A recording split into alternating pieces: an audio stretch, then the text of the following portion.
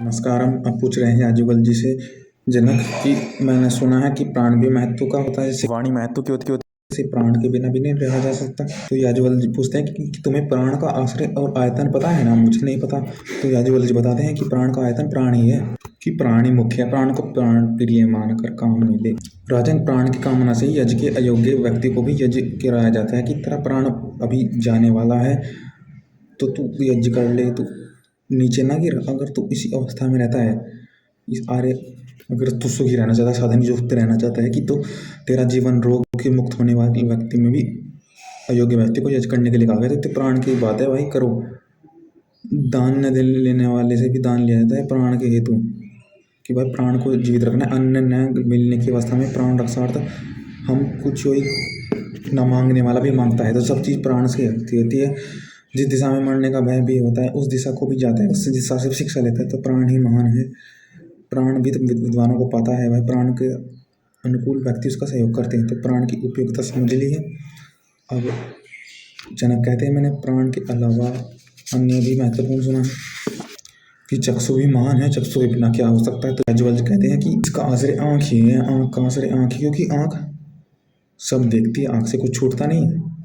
आँख महान है तो आँख, कोई भी आँख के प्रकाश से नहीं रहता। आँखों का आश्रय आकाश है और आँख की उपयोगिता अनुभव नेत्र वाली बात ही आँख की। आँख का संबंध सत्य से जुड़ता है कि सत्य का नेत्र जो चक्षु को इस प्रकार जानता है, चक्षु का सत्यता अनुभव करता है व्यक्ति, उसका सहयोग करते हैं। वह चक्षु महानता महत्व की है, क्योंकि चक्षु से वह वंचित नहीं होता, नेत्रहीन नहीं होता, इसलिए महान आदरणीय वस्तु बतलाया गया है चक्षु को। क्योंकि जो भी जिससे पूछता है कि तूने क्या देखा, वो कहेगा कि मैंने यह देखा, अर्थात तो सत्य देखा। कि कान है, सुनने की शिक्षा, उपदेश से शिक्षा प्राप्त होती है। कान श्रोत्रमय होने से सब जगह उसके कान जाते हैं, हर दिशाओं को वह सुनता है। अनंत दिशाएं होती हैं तो अनंत दिशाएं ही श्रोत्र हैं, क्योंकि अनंत सुनता है वह।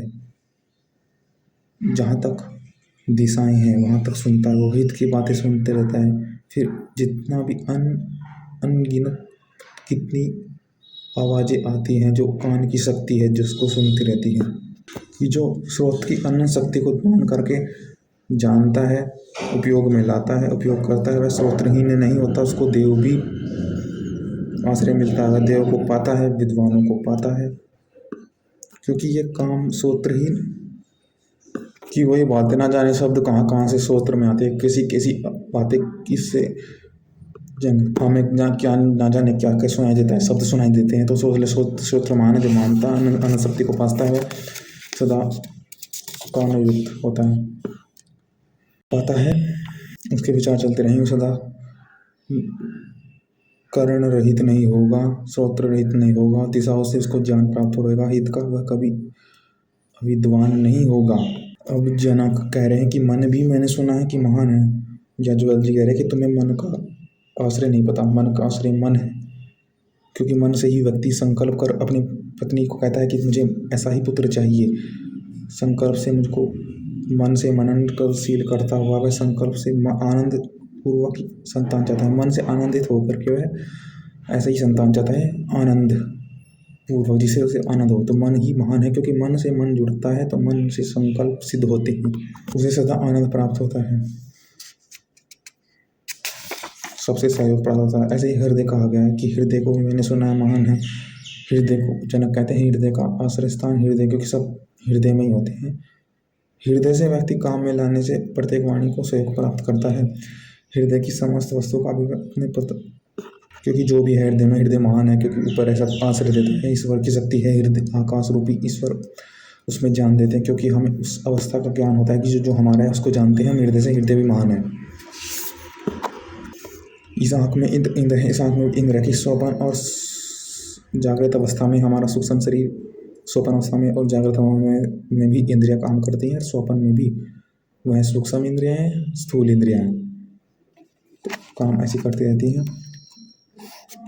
हृदय में इंद्र नामक पत्नी, इंद्र की सूक्ष्म शरीर, सब चीज मिलने का स्थान हृदय है।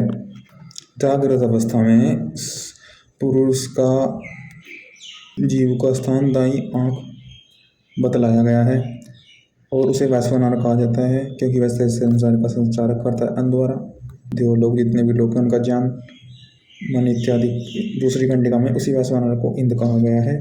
दीप्ति अर्थात इंद्र धातु से इंद्र और परमेश्वरी वाली इसे वैश्वानर और बाईं आंख में इंद्र रूपी पत्नी कहा गया है कि वह पत्नी सूक्ष्म शरीर है कि सूक्ष्म शरीर में सिर्फ एक प्रकार की अंत इंद्रिया काम कर रखती है अपना। उसी अवस्था में जीव आंख का स्थान आंख ही रहता है, जीव का स्थान उस अवस्था में भी आंख रहता है, बाईं आंख। उससे वह सब चीज़ जानता है। स्वप्न अवस्था में वह सूक्ष्म शरीर मोक्ष तक जीवात्मा के साथ रहता है। यहाँ पर हृदय में मिलता है, हृदय में जो छिल्ली है इसके वस्त्र हैं, ओढ़ने के वस्त्र, हृदय में फैली हुई नाड़ियों के जाल को यहाँ बतलाया गया है।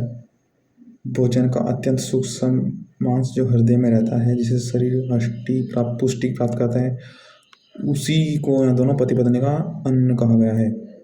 लोहित पिंड को इन दोनों पति पत्नी का चलने के मार्ग को बतलाया गया है कि हृदय में जो चलने का मार्ग है, हृदय से ऊपर को जो जाने वाली नाड़ियाँ, इन दोनों को चलने का मार्ग बतलाया गया है। हृदय नाम बाल की मोटाई को 1000 भागों में विभक्त करके सूक्ष्म भाग सदस्य हृदय में फैली हुई हृदय तक जाने वाली सूक्ष्म नाड़ियाँ हैं, जिनको हिता प्राणी को किस हृदय से फैलकर हृदय में ही सब नाड़ी जाती हैं मस्तिष्क से। वो व्यक्ति का हित करने वाली प्राण नाड़ी हैं, इसके द्वारा भोजन प्राप्त होता है।